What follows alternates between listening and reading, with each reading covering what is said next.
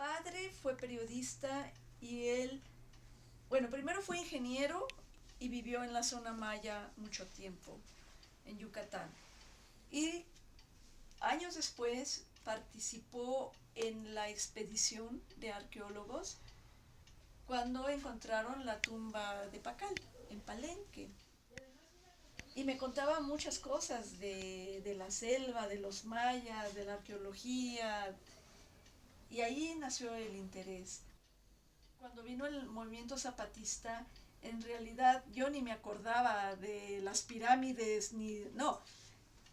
Fue un movimiento que causó mucha expectación. Al principio nadie sabía qué iba a suceder, pero en poco tiempo nos dimos cuenta que era un movimiento, que era una guerrilla diferente a las guerrillas latinoamericanas, que no era la lucha por el poder, sino por paz, con justicia y libertad.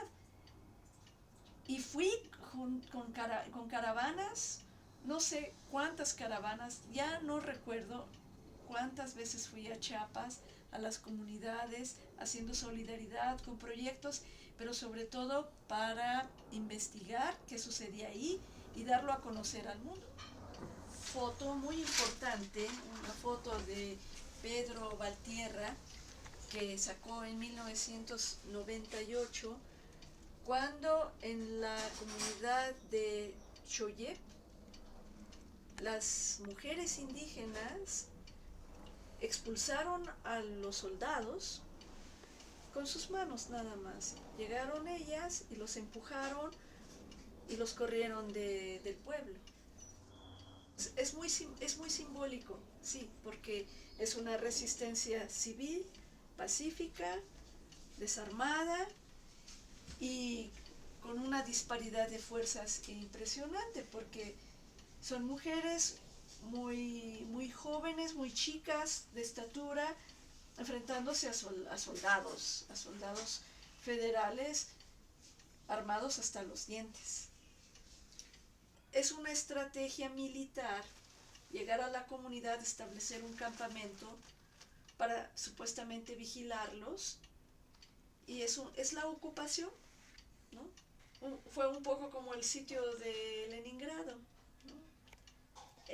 Los soldados no permiten que nadie entre o salga, o revisan, supuestamente para evitar que haya, para que entren armas, aunque en esas comunidades no entran ni salen ningunas armas, pero sí es una medida de fuerza, de también para presionar a las comunidades, amedrentarlas, dar un golpe de puño de fuerza, decir aquí yo mando y hago lo que quiera, y cercar a los zapatistas,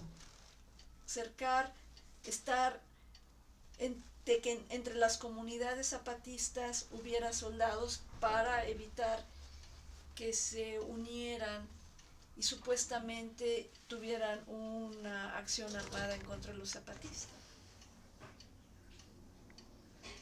Había una versión oficial muy distinta a la versión de los indígenas y muy distinta a la que nosotros habíamos visto ahí, ¿no?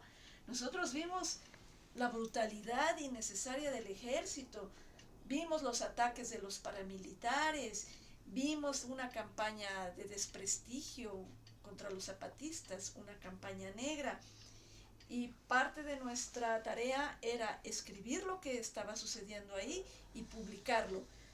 En mi caravana, mis amigos, cuando regresábamos a la Ciudad de México, traíamos videos, traíamos fotografías y dábamos conferencias en la universidad contándole a la gente algo que no encontrabas en los medios oficiales y oficialistas, que en ese entonces estaban absolutamente controlados por el gobierno, con excepción de La Jornada, Proceso y el periódico El Financiero.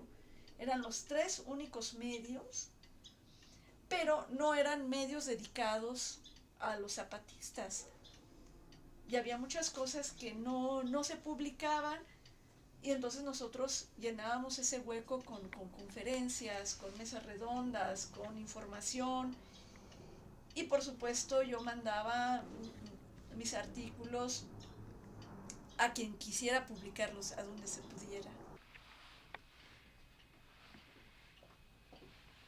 Entonces, este libro que ustedes conocen, que es la transcripción de una noche de plática, pero había tanta información que no quería que se perdiera, que finalmente se convirtió en un libro.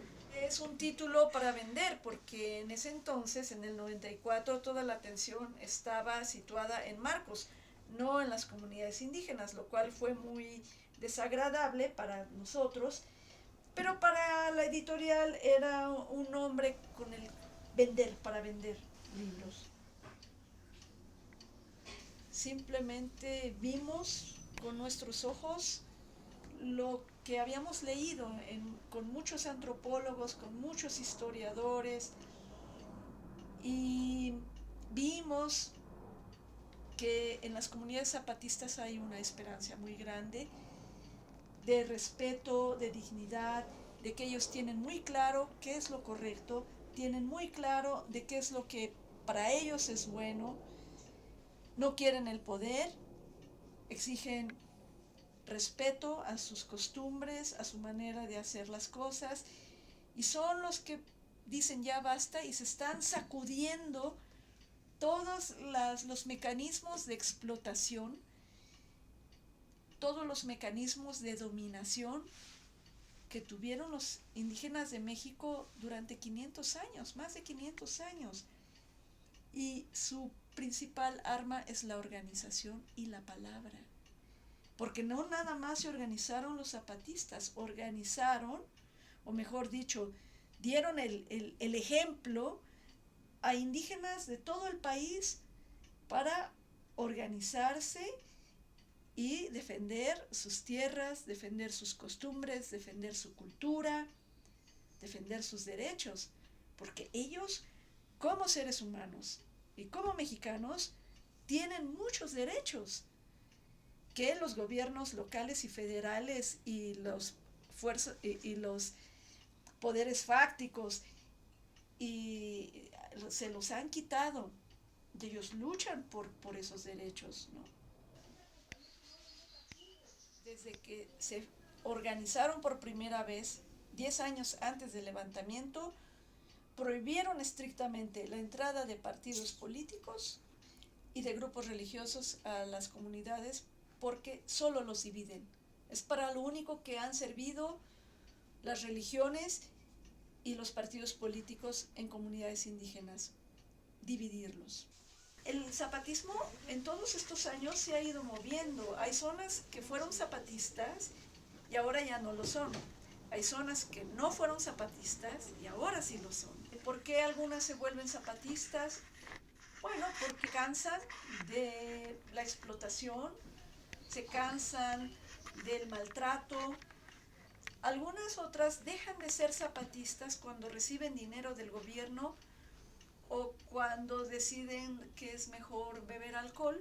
En el momento en que beben alcohol o reciben dinero del gobierno, quedan automáticamente fuera del zapatismo, porque ese dinero que da el gobierno es un regalo envenenado.